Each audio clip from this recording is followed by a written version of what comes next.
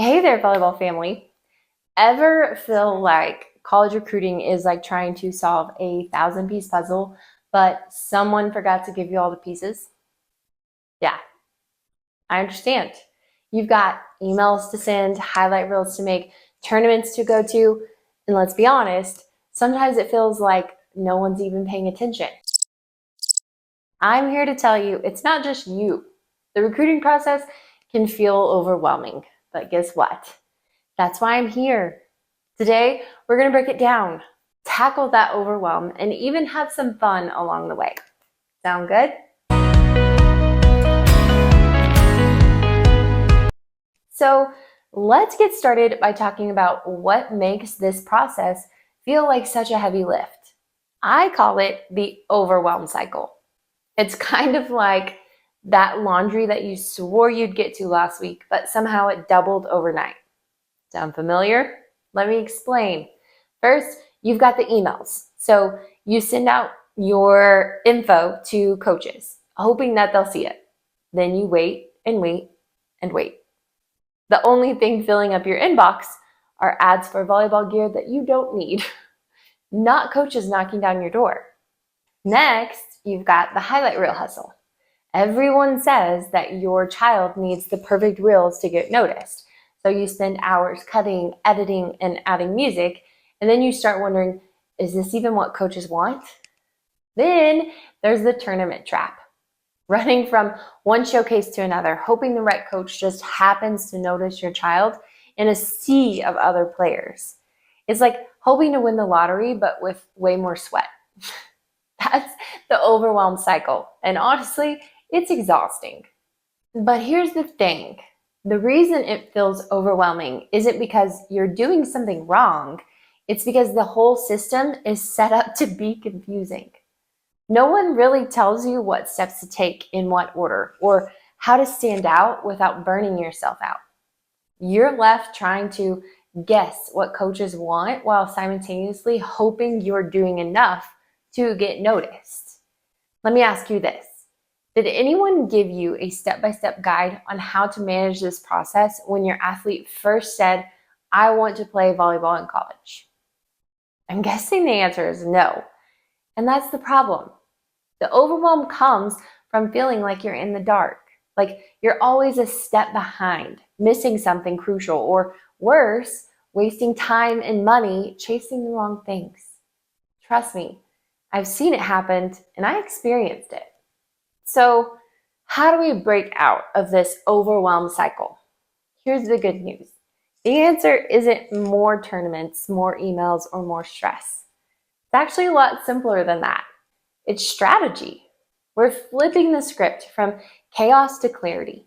Instead of chasing every opportunity blindly, let's talk about how you approach this strategy so you don't feel like you're running in circles. Step 1, define your athlete's volleyball value. We need to get clear on what makes your child stand out beyond just their skills. What's their work ethic like? Are they coachable? Do they bring leadership skills to the court? This is the stuff that coaches care about, but most people overlook. Step 2, target the right schools. Not every school is the right fit. And let me be honest here. Just because a program isn't D1 doesn't mean that it's not a great opportunity. NAIA and D3 programs are often hidden gems and offer real chances for athletes to thrive. The key is finding a school that fits your child's needs. Okay, let's talk about a big myth. If it's not D1, it's not worth it. Spoiler alert, that's not true. Some of the best opportunities, both athletically and academically, are waiting at NAIA and D3 schools. Here's the reality. NAIA and D3 programs often have amazing coaches, strong teams, and offer scholarships or financial aid packages that make playing more affordable. And get this, they actually want to see your athletes succeed both on and off the court. But because families are so focused on D1 dreams, they're missing out on incredible opportunities at these levels. Don't let that be you. Step 3, creating relationships, not just reels. This is a big one. Yes, highlight reels are important, but they aren't the be-all, end-all. Coaches recruit players, not videos.